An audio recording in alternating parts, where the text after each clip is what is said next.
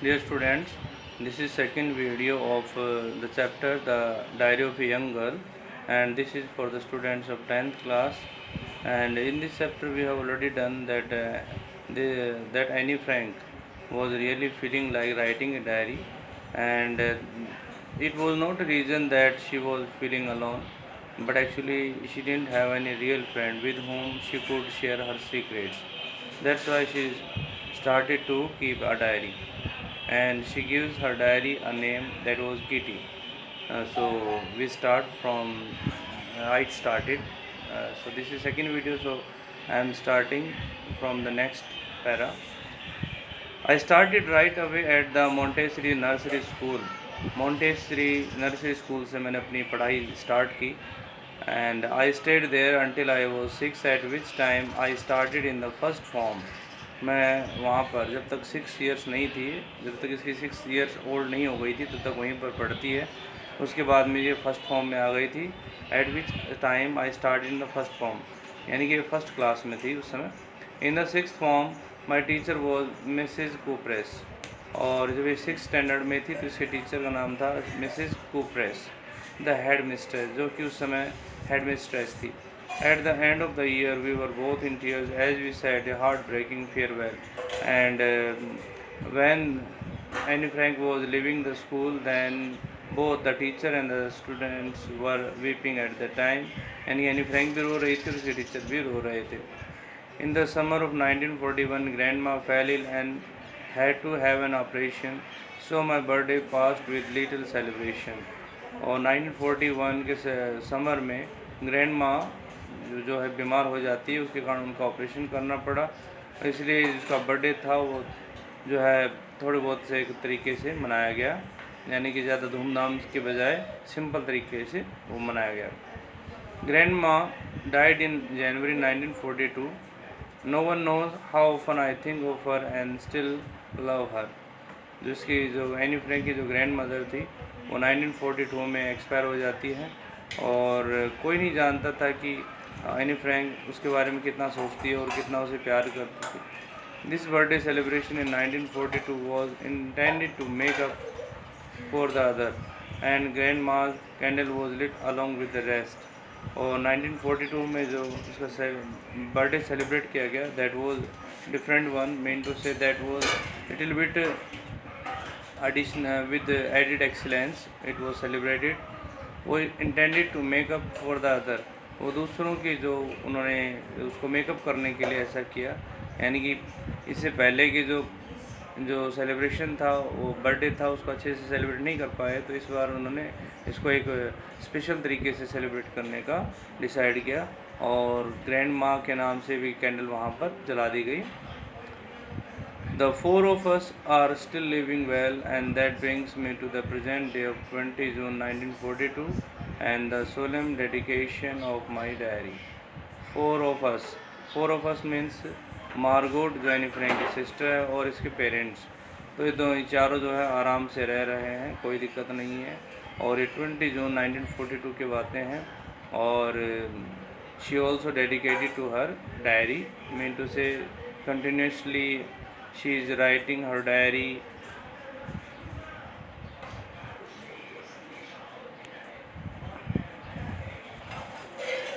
Dearest Kitty, so this is the incident of Saturday 20 June 1942. Dearest Kitty, our entire class is quaking in its boots. यहाँ पर क्विकिंग इन boots का मतलब होता है trembling with fear. हमारी सारी क्लास जो थी वो डर के मारे काँप रही थी।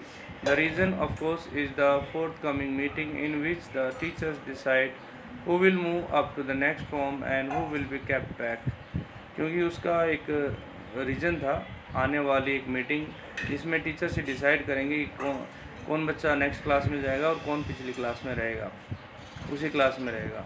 Half the class is making bats, और आधी से ज़्यादा जो क्लास है, आधी क्लास है वो बैट्स लगा रहे हैं, शर्ट लगा रहे हैं आपस में।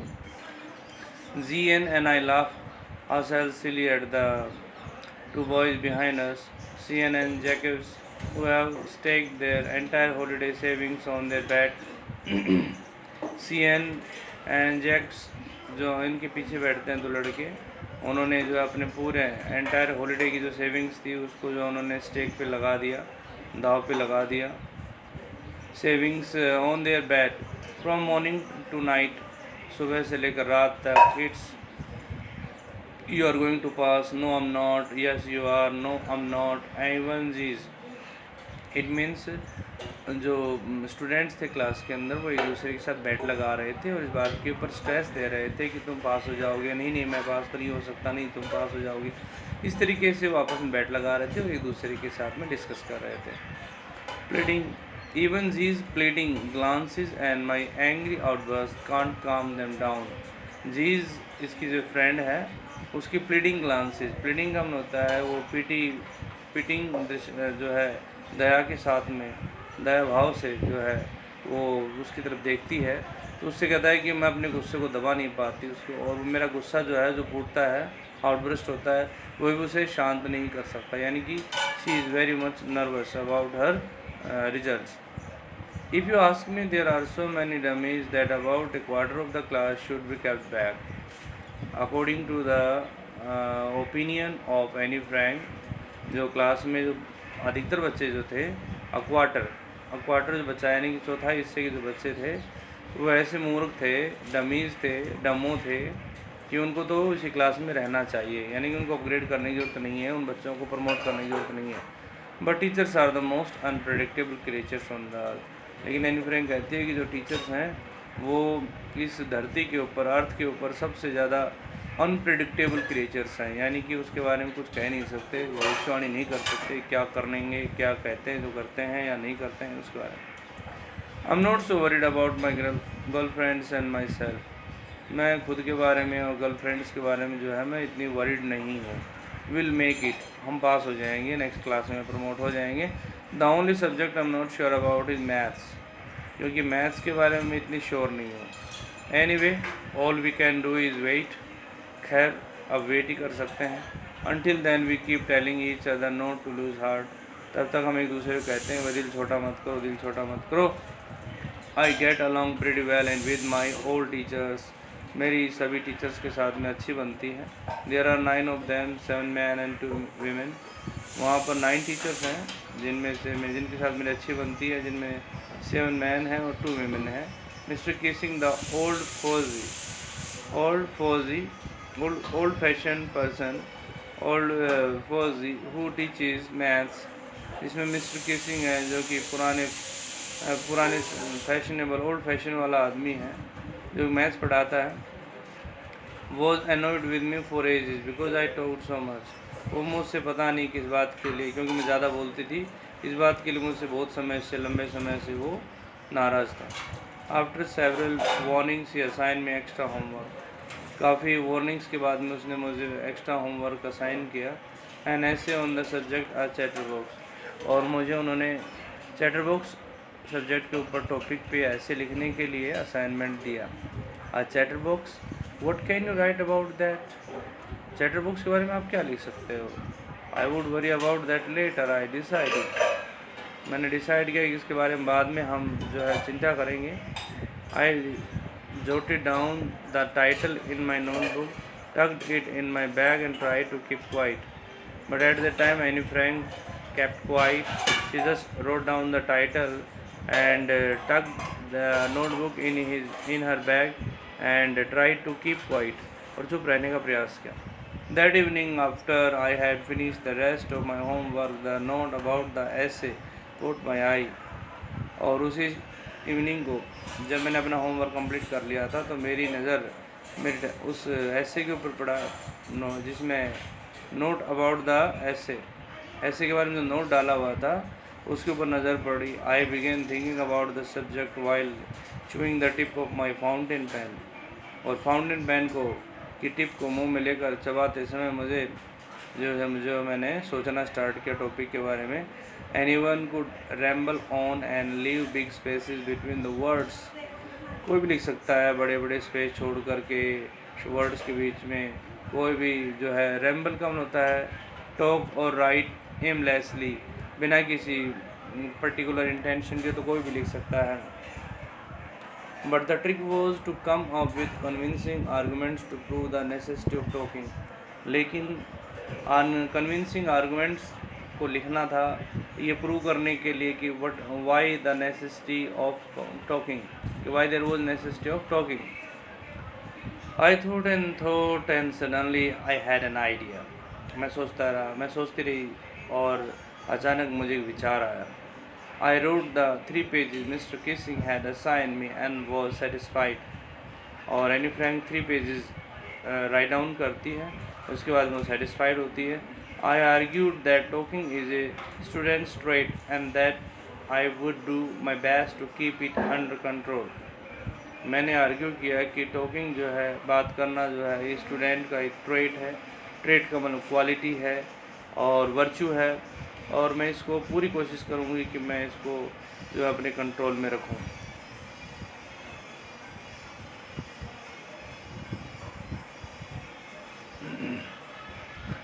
But that I would never be able to cure myself of the habit since my mother talked as much as I did, if not more, and that there is not much you can do about inherited traits.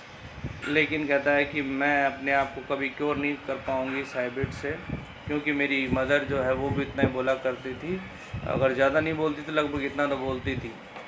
And that there is not much you can do about inherited traits, और जो अनुवांशिक जो गुण हैं उनके बारे में कोई कुछ कर नहीं सकता। यानी कि जो एनी फ्रैंक है वो ये रीज़न देती है, उसमें ये लॉजिक देती है कि जो इनहेरिटेड क्वालिटीज़ होती है उनको चेंज नहीं किया जा सकता। And that's why she speaks too much because her mother use to speak. Mr. Kissing had a good laugh at my arguments, but when I proceeded to talk my way through the next lesson, he assigned me a second essay.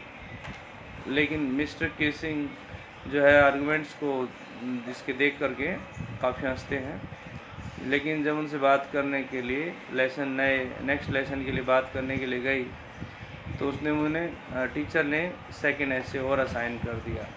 This time it was suppose to be on an incorrigible chatterbox, और इस बार उन्होंने topic दिया an incorrigible chatterbox. Incorrigible होता है जो कभी ना सुधरे, उसे बोलते हैं इनकोरिजिबल।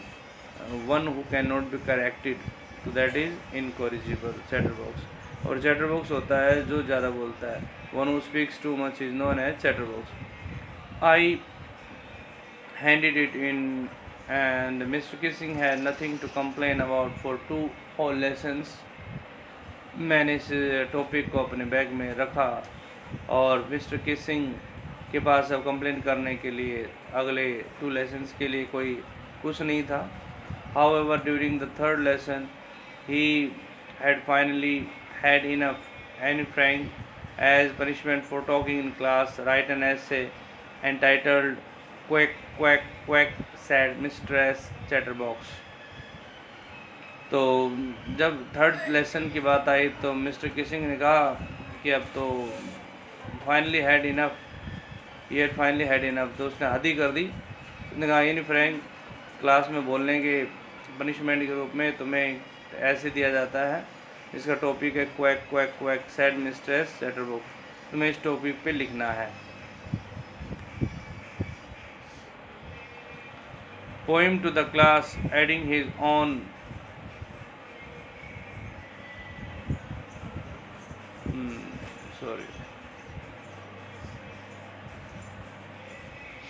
द क्लास रोड मीन्स होता है सारी क्लास जो है, they started making hue and cry, they started making noise, I had to laugh too, मुझे भी हंसना पड़ा, though I had nearly exhausted my ingenuity on the topic of chatterboxes, and Frank here admits that she was not able to write on the topic chatterboxes anymore because she had used all her logics on the topic. It was time to come up with something else, और अब कुछ something else का मतलब कुछ इसे विशेष लिखने का time आ गया था। समथिंग ओरिजिनल, कुछ ओरिजिनल सा लिखें, और that was showing originality and inventiveness, जिसमें कुछ नयापन हो।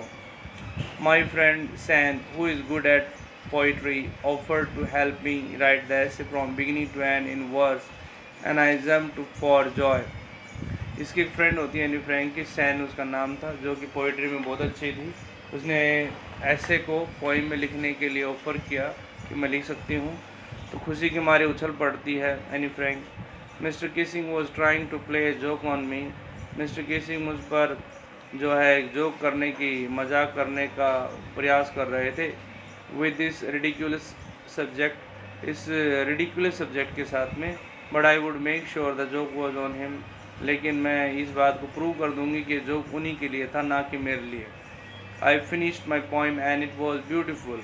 मैंने पोइम को फिनिश किया और ये बहुत ब्यूटीफुल पोइम थी। It was about a mother duck and a father swan with 3 baby ducklings who were beaten to death by the father because they quacked too much। और ये पोइम जो थी एक मदर डक के बारे में थी और फादर स्वान के बारे में, जिनके 3 बच्चे थे जो कि मार मार के उनको पीट पीट के मार दिया गया फादर के द्वारा, क्योंकि वो बहुत ज़्यादा क्वैक करते थे। Quack is the sound produced by ducks, is known as quack. Luckily Mr Keesing took the joke right way, लेकिन लकीली का मतलब होता है सौभाग्य से, मिस्टर केसिंग ने इस जोक को सही तरीके से लिया। और ही रेड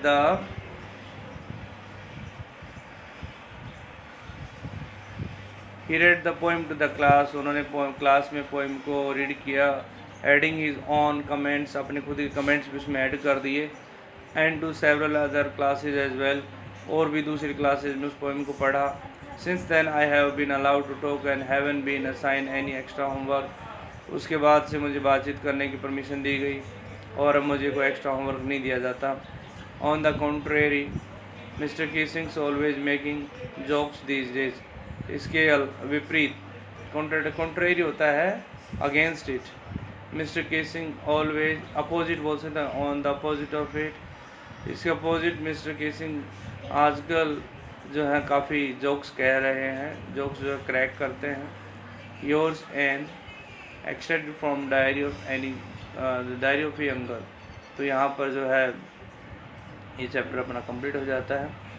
और इसमें एनी फ्रैंक अपने स्कूल डेज के बारे में बताती है, अपने चाइल्डहुड के बारे में बताती है कि what difficulties were there, how she lost her grandmother, and what celebration took place on her birthday, and what problems they were facing at that time, what happened in the classroom, and why she decided to keep a diary, and what was her temperament with her classmates and friends. So in this way we discuss many topics related to Anne Frank. So in this chapter, I hope you must have got the complete summary line to line of this chapter. Thank you. Have a nice day.